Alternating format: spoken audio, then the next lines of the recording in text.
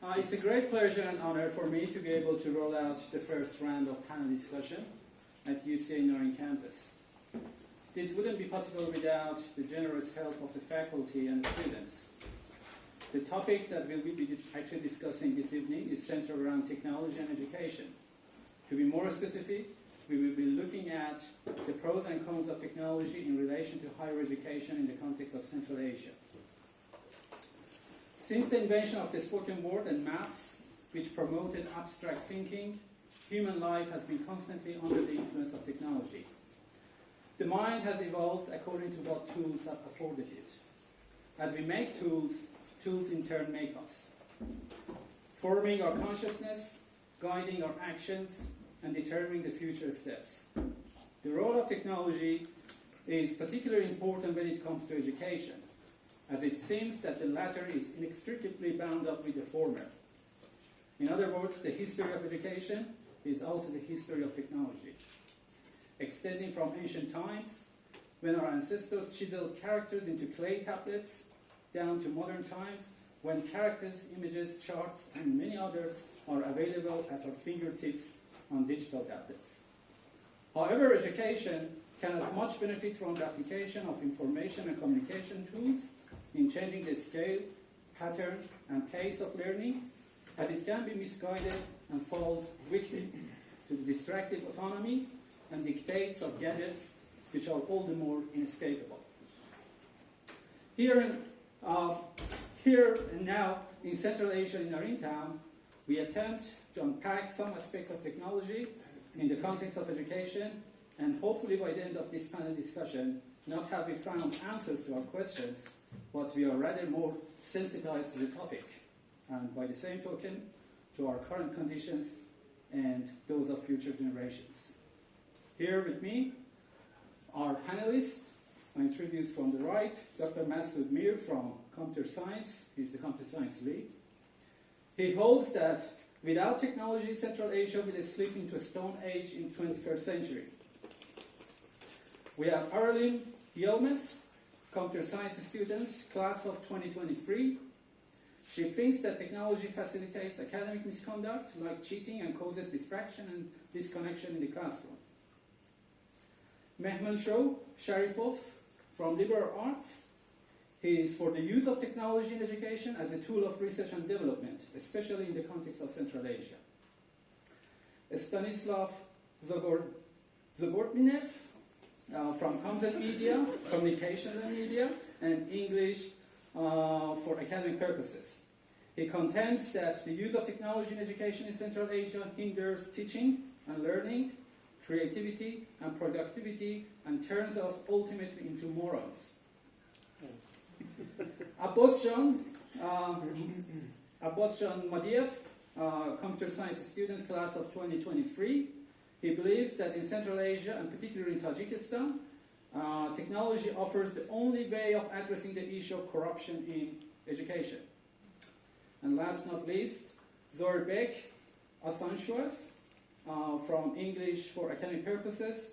He will be arguing that media and technology are taking education to a different level, which is beneficial to people.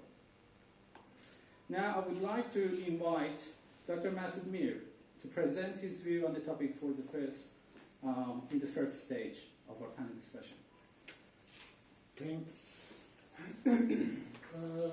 First of all, I'm sorry I have not prepared any speech, so I will start this short talk with a question that we all are here from different parts of the world. Anyone among us, among all the panelists also, who are in favor or against, among all the audience, who has succeeded in being here without using technology? Anyone among you? Who has succeeded in coming here, in getting this job or admission without using technology? So we all are those who have benefited from technology. Whether today we will speak against or in favor of it. That's the question number one. Then I come to the topic, the pros and cons of technology in higher education in terms of Central Asia. there are a few interesting terms. One, higher education. Can you name any area in higher education which can be taught without using technology? Any higher area, from medical science to anthropology, from philosophy, in which you can teach or in which you can do research without using technology? The problem occurs in human minds when we use the same terms, but we get different meanings in our mind. So while it is possible that when Zohirbek referred to technology, he has something else in his mind. It is possible when Stanislav will refer to higher education, it's possible he has a different meaning. So first, let's agree on the meanings. What is technology? If you will Google it, you will see it. The most common and agreed upon definition of technology is the application of scientific knowledge for practical purposes, especially in industry. Application of scientific knowledge. Okay? Technology is always very closely related to science. And what is science? The intellectual and practical activity encompassing the systematic study of the structure and behavior of the physical and natural world through observation and experiment. When you say technology can be avoided, in fact, you are denying science. All what you see today, the human development, when it started, right from the days when he rubbed two stones and saw that a spark can come out, and I can lit a fire with that spark, it was technology of that era. And just assume someone had stopped him that, oh, this fire can burn the houses also, so don't do it. Similarly, today you will see some guy saying, technology has this negative side, technology has that negative side. Believe me, all technologies can have some negative aspect, but the solution of that is more technology. When internet came out, there were a lot of .com companies which started cheating the guys. What was the solution? The internet could have been stopped, or we had to provide security. So we came up with HTTPS companies, which have secure connections. So I will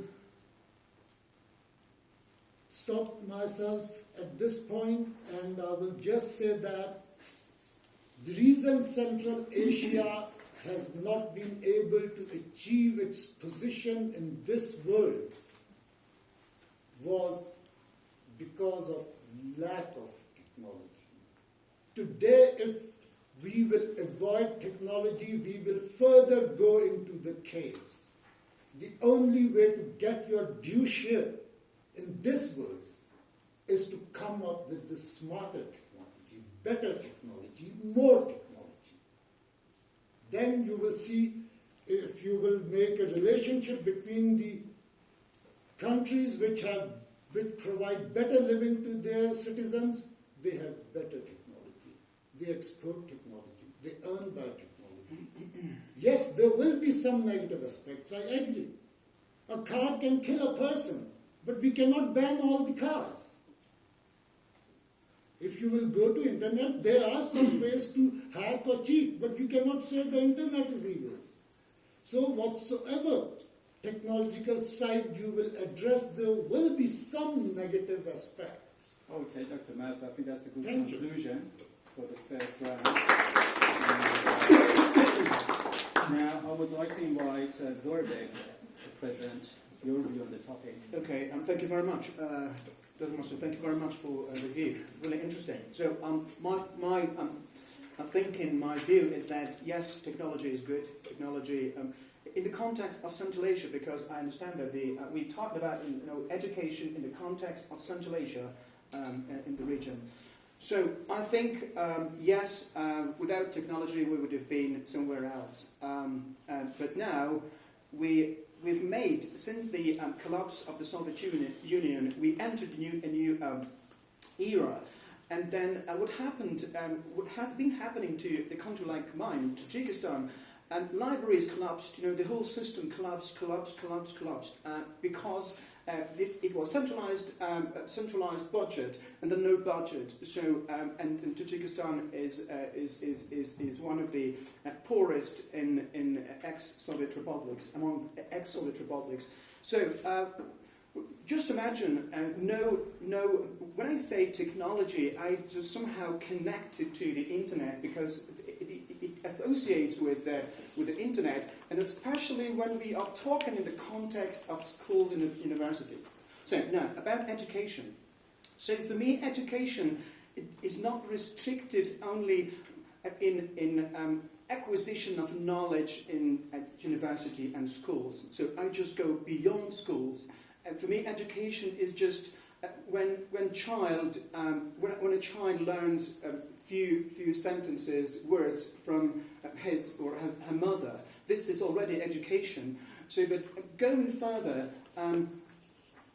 when the libraries collapsed, books still in many of the libraries, school libraries, university libraries, are from the 60s and 70s, last century. Although we are already in the 21st century. So what is happening now is that with the coming of the internet, we have electronic learning, so e-learning system. So we have, our students have access to the libraries from big universities around the world, to the journals. It's a progress in our education. Without that, I can't imagine we would have been in a very different situation.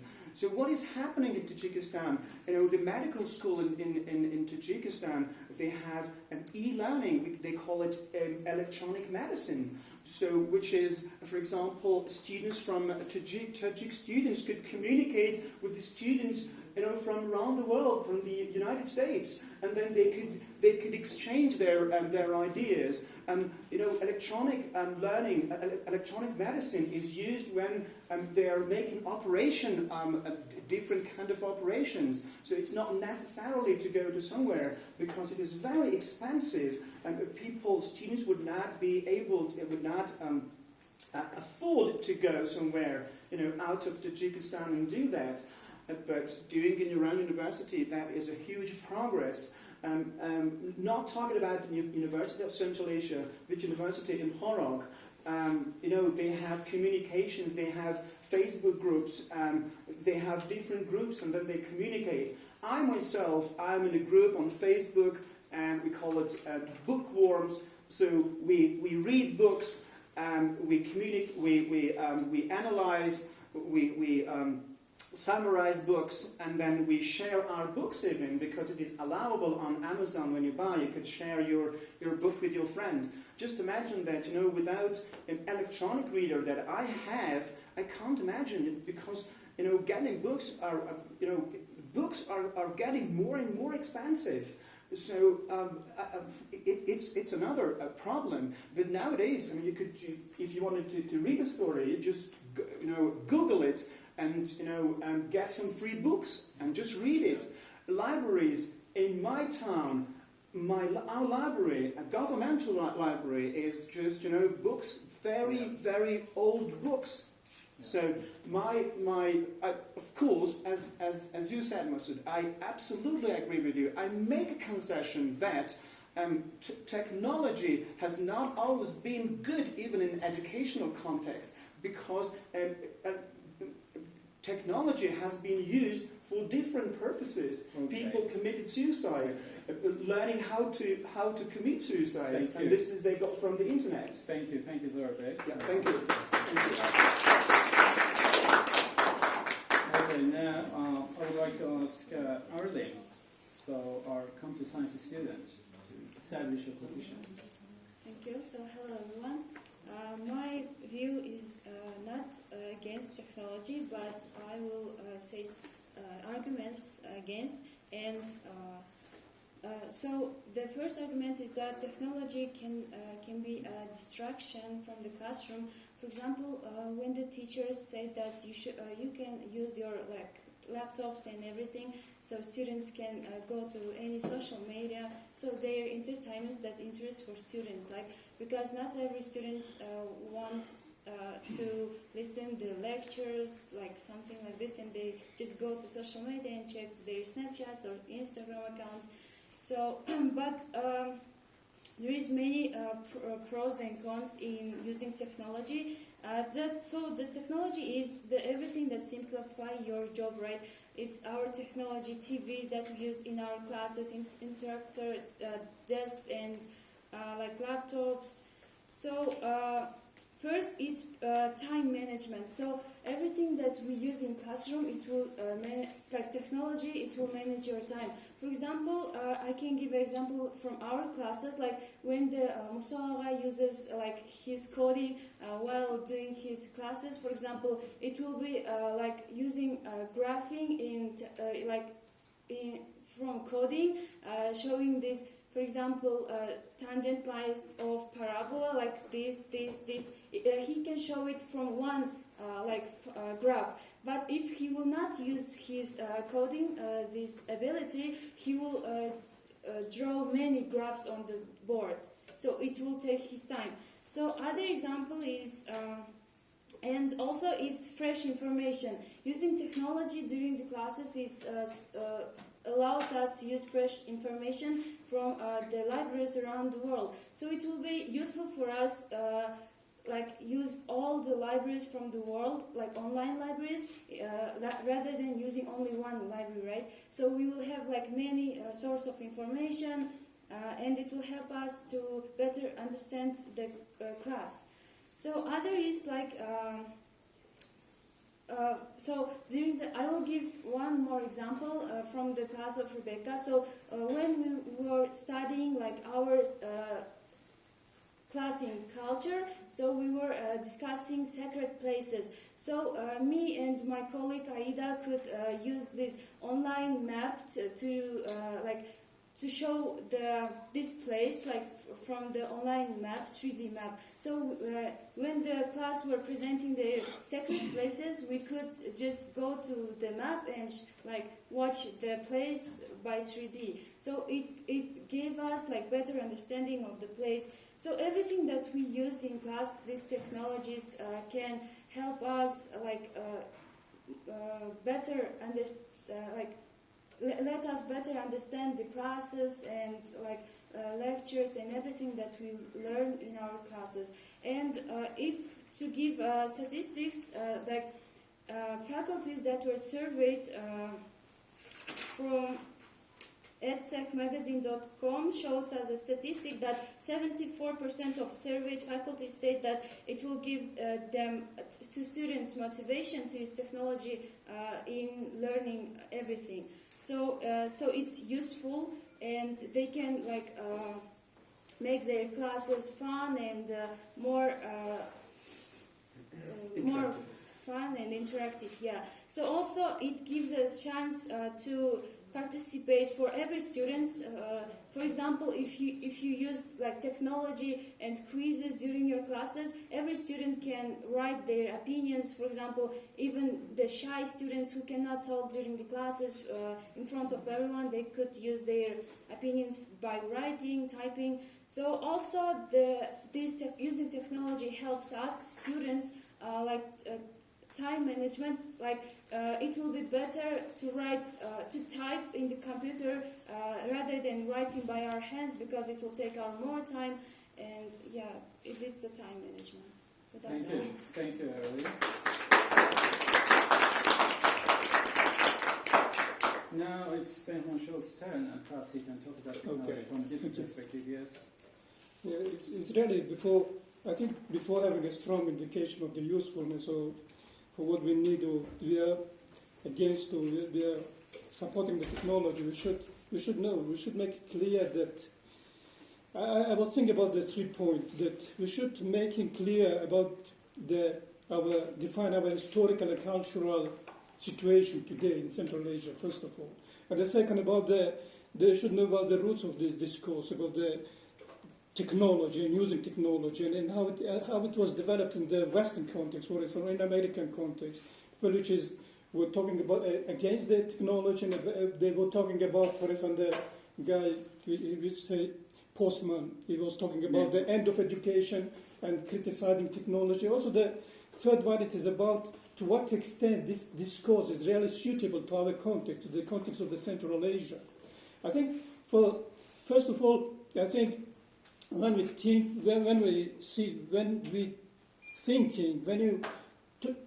about this Central Asian context, I think that after the fall of the Soviet Union,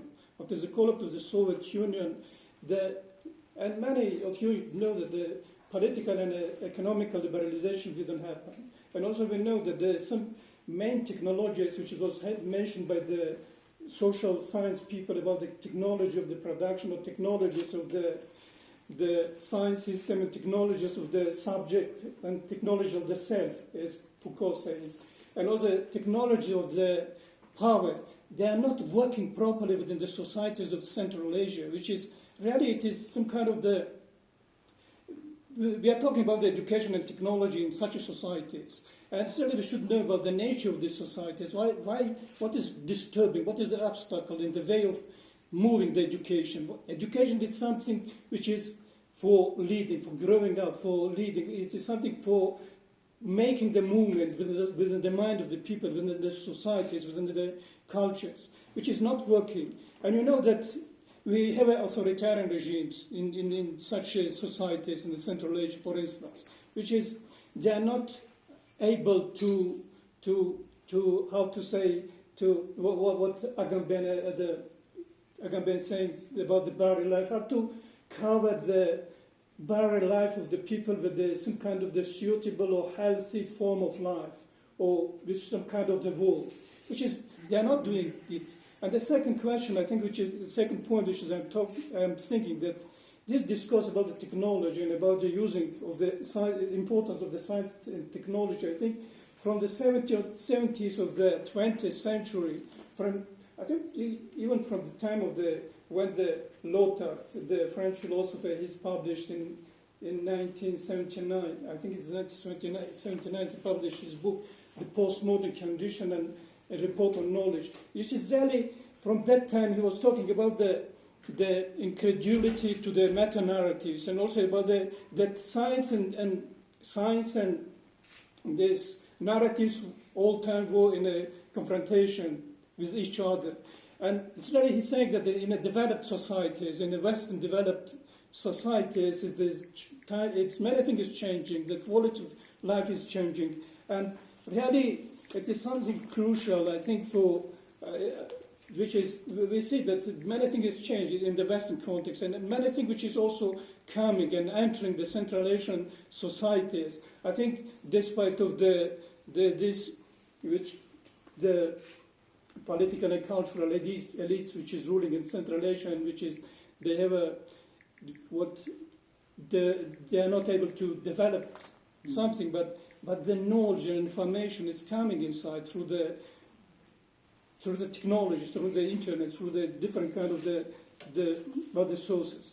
And I think when we're talking about we should not go deeper too much about this confrontation between the technology and which was developed within philosophy, or in the Western context, when the Heidegger was criticized strongly the technology, or people were talking in the 30s about the paradox of enlightenment, and about the elimination of the subjectivity, and about the logocentrism, or about the other kind of ideas, which is also, we also have such ideas which will exist during the Soviet time, which is, I think, through the Soviet education, it will still have strong influence on the today's situation. And the third point, which is I want to make it just in short, that it's really... Can we continue in the next round? Because, this is a very common, okay, it's a good idea. Yeah. Okay, thank you. So, now, Abbosjon, yes, please, it's your time now. Okay.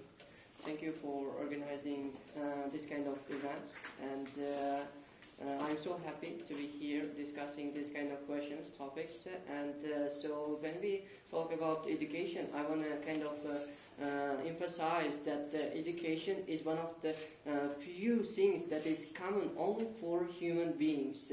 Other species cannot get education in this kind of quality. And so, at the same time, when we look back to history, our heroes kind of get education even worse. That we cannot compare the quality of education they got with ours now. So we are getting education in a campus, in a kind of areas that is kind of is uncomparable with anything.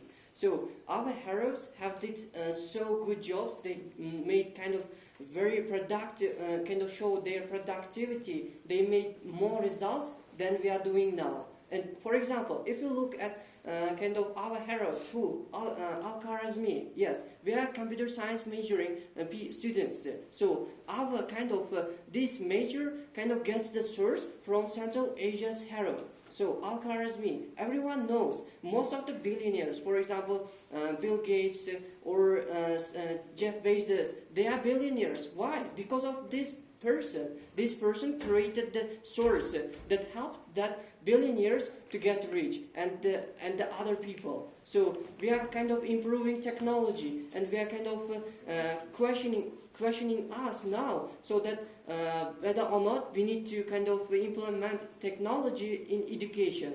And our ancestors, heroes, have brought this this kind of topics up to this level. So we need to be kind of proud of our Central Asia, and we need to kind of put this forward in order to kind of make again kind of leader, kind of somehow other kind of our future generations should be proud of us too. So because of this, we have got massive amount of kind of information, big data. How can we manage to learn to be kind of in the leading level of the people? So we need to implement technology. And I want to kind of mention problems that Central Asia is facing. For example, if I take the area that I live, country, and the village I live, I kind of live in a kind of somehow remote area from cities. How can I get information that is going on in the city? So again, the technology. I'm kind of behind the, kind of my peers. Why? Because technology, because we don't implement technology. I cannot get information, what's going on there, what kind of organizations, what kind of events is going on in the city. How can I get there? And again, the technology. So at the same time, the kind of population of Central Asia, not only Central Asia, the world population of world is increasing. And the admissions acceptance rates for universities, especially for top universities, are decreasing, because students are kind of millions of students are applying to universities. How can this university can satisfy the demand of students? Again, the technology can satisfy this one. So teachers, for example, if we take teachers in our Central Asia, most of the teachers are low qualified teachers. Why? Because first they study in a kind of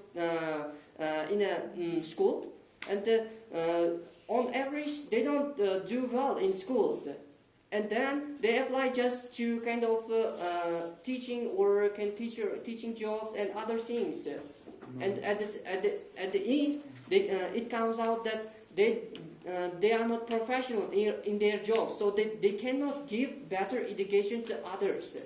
So this process continues up to the level that other students cannot get the best education. So I think again the technology can do this one, can correct this one. Thank you.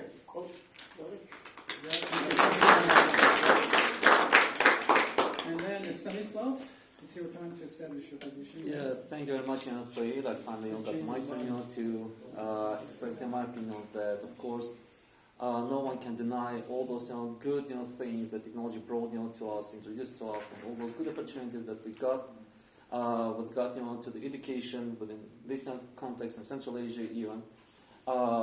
We have heard a lot about all those benefits and why technology is kind of essential. But at the same time, we shouldn't forget that not everything depends on technology, and there is this aspect on the way how we use technology, how we implement in our classrooms, that actually matters.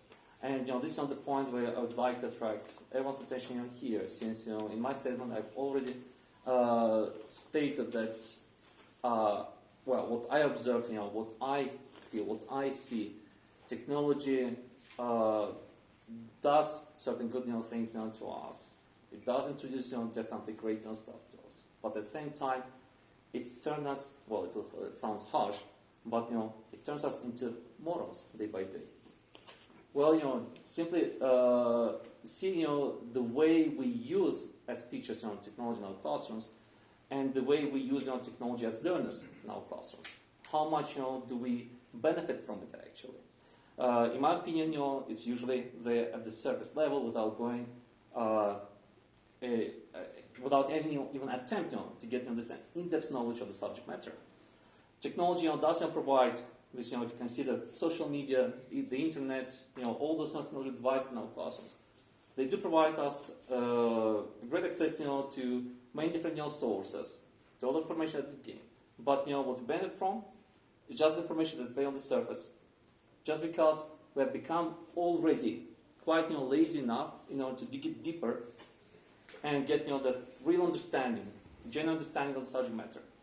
We're becoming less, I would say, creative, as we see technology as the only source for getting information, for actually getting knowledge, let's say. Probably I've heard a lot from the teachers or from anyone else. Just ask Mr. Google. Google it out. See what it says. And we as teachers see it as the simplest way of approaching education.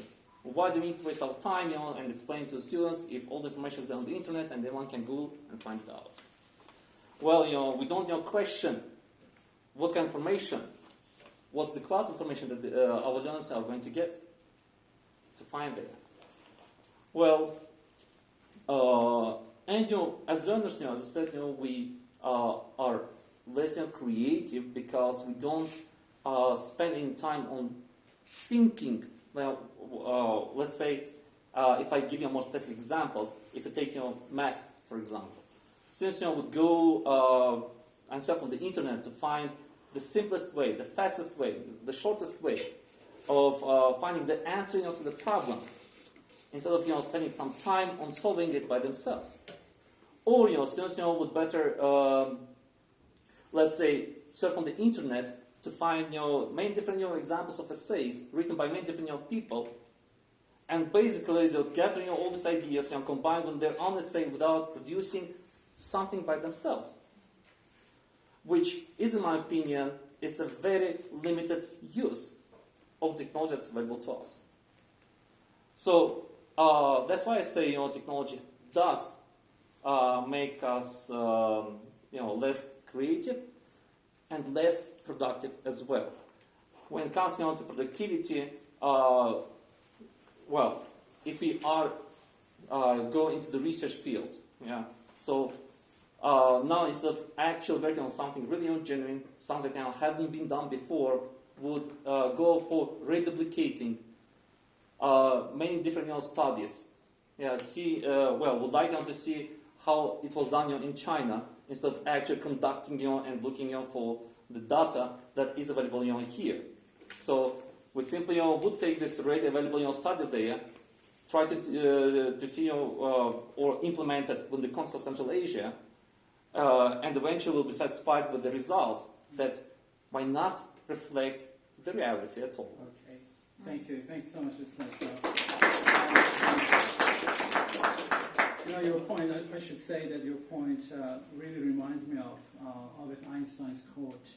He says that when technology takes over our intelligence, we would have only a stupid generation. So,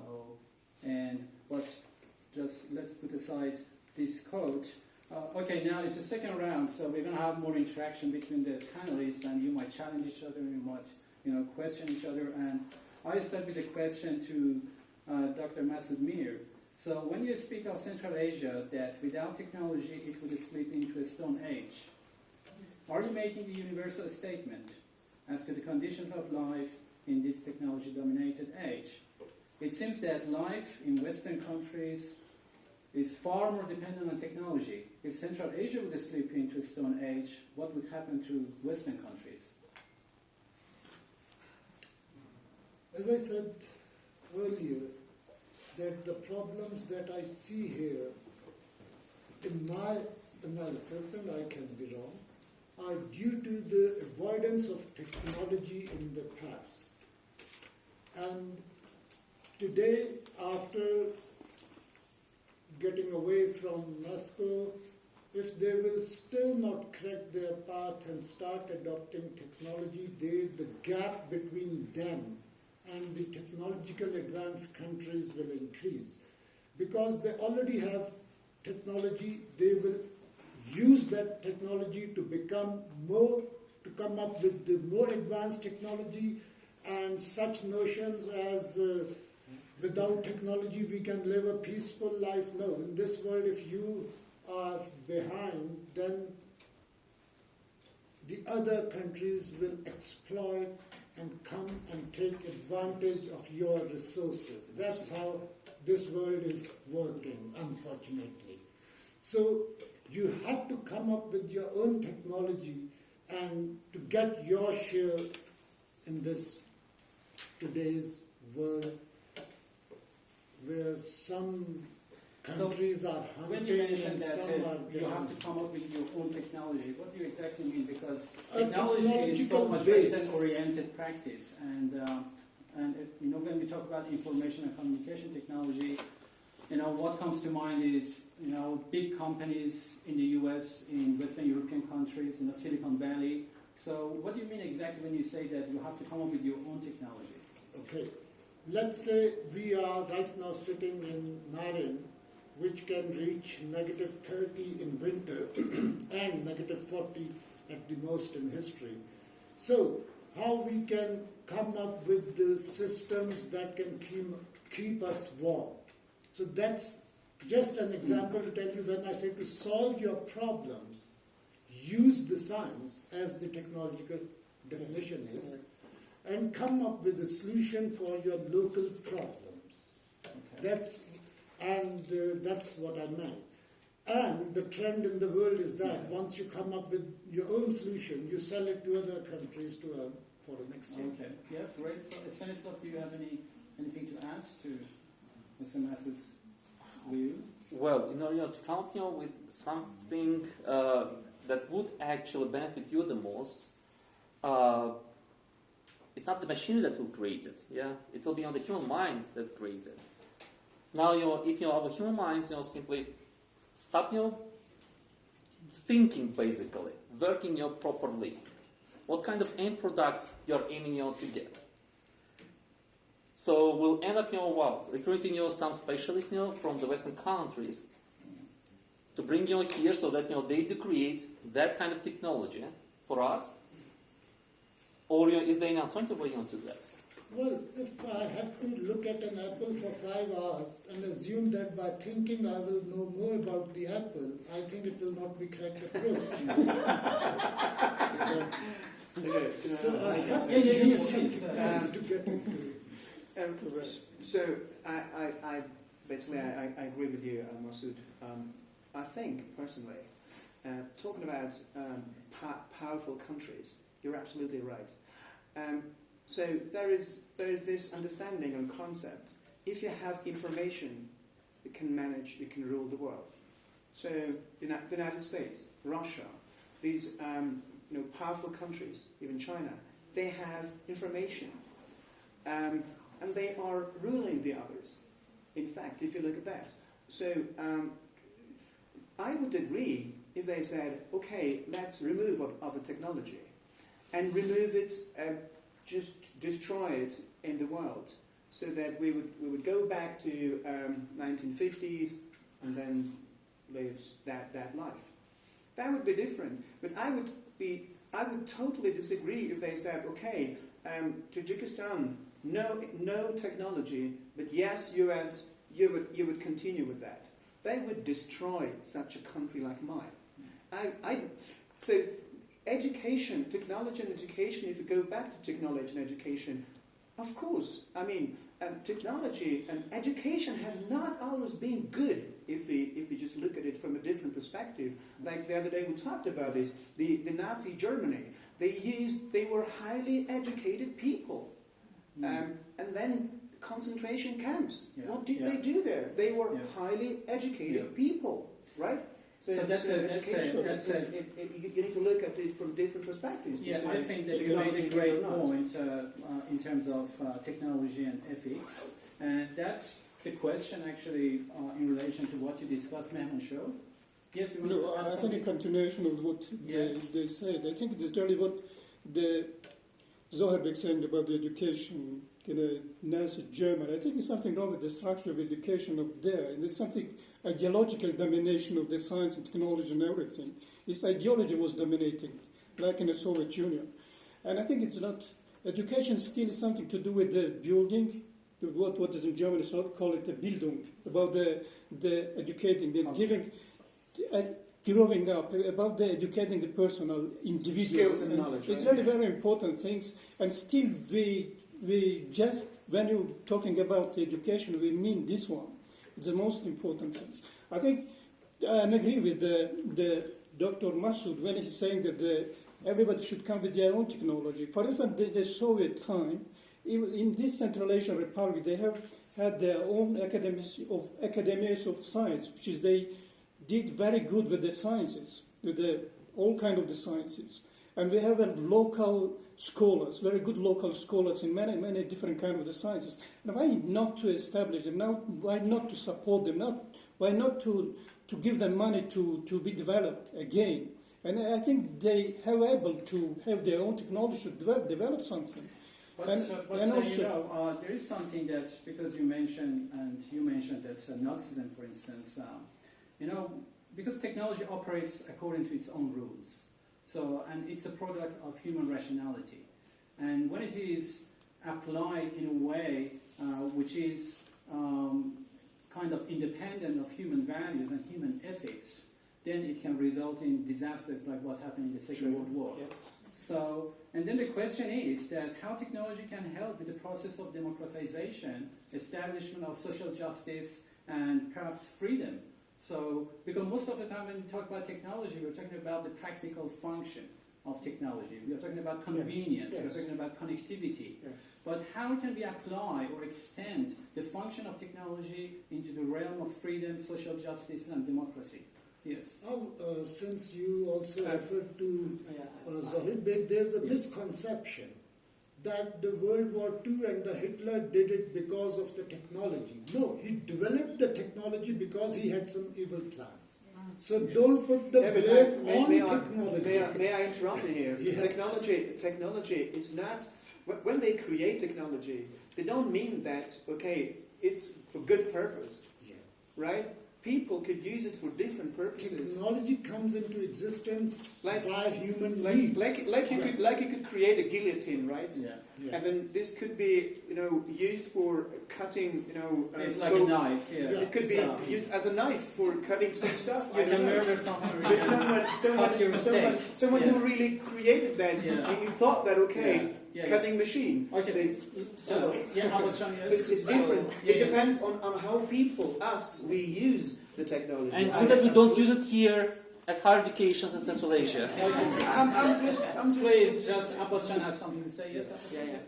So you raised the topic of kind of question. These days, we are using technology in military weapons to threaten one country and the other one. And so I think nowadays we are developing AI technologies, and we are kind of coding that we are quoting that they shouldn't develop atomic bombs or a kind of military weapons so that threatens the future life of our world. And because of this, the future of our technology is far more better than anyone thinks. But it depends on us. If we code so that they shouldn't develop atomic bombs, they don't do. So if we code so that it's okay to develop our world with weapons, threatening weapons, I think it's gonna be disastrous. So which means we should divide on which side we need to choose. Yeah, thank you. Just ask yes. Arailym, do you have anything to add to this point, or I have a question for you? So, in your earlier talk, you talk about communication, and connectivity in the classroom. When you have access to technology, you also have access to a wide range of information and knowledge, and probably in the past was not available to you as a student. So, but how do you distinguish between the concept of connectivity and communication? Because I'm coming from the communication background. And for me, connectivity and communication are two different things. But I'm not quite sure that if they mean different things for actually computer and science students or computer science people. Can you elaborate on this concept of communication and connectivity? You're connected, also you're communicating, or it's just the physical connectivity? Not just the physical connectivity. So I was talking about the connection between between students and libraries, that students can get fresh information from the libraries by searching, and there is more libraries in the world than more books and article sources from the world rather than we have in our library. So I said that students can get more information by that. But about communication is I was talking about the shy students who cannot talk during the classes. They could just participate by writing and sending their opinions to the their faculties, and then the faculty will know what the student is thinking about, what his level, where is his level is. So yeah, here's the point. So, and what about the distraction, for instance, in the classroom when you have access to all sorts of gadgets? It's completely at your disposal. You have your mobile phone, you have your laptop, and within your laptop, on the screen, you have access to multiple social media pages. So, how do you account for this distraction caused by technology? As Mr. Masood said, the solution from the problem is the more technology.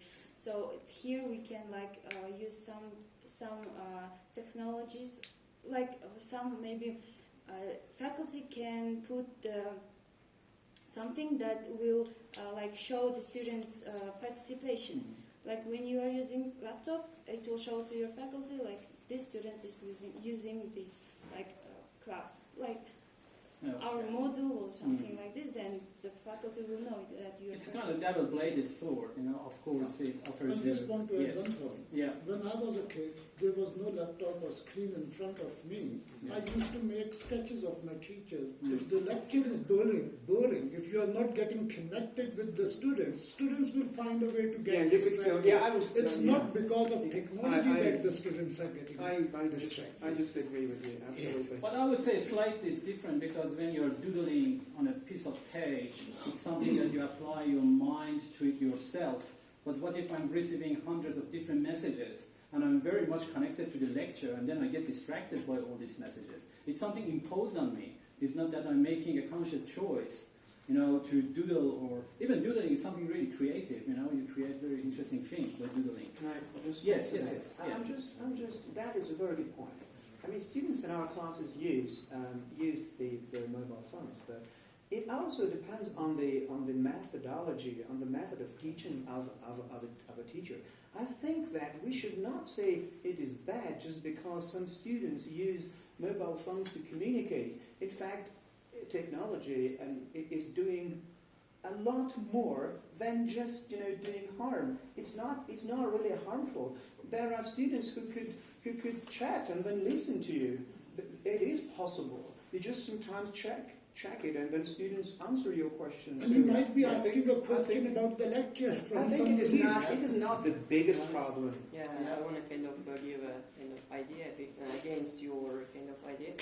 So, You're welcome. yeah, according to science, Academic freedom. yeah, democracy. Yeah. According to science, our brain cannot compress two things or more than one things at a time. Yeah. It's a theory, right? Not theory, No, it's but science, it is neuroscience. Science. It is science. Neuroscience? It is kind of proven. Yeah. For example, you can kind of check it out. Yeah. Yeah. Right Okay. now- Okay. So, thank you so much, panelists, and for your participation. And hope you enjoyed it. Thank you. And thank you so much.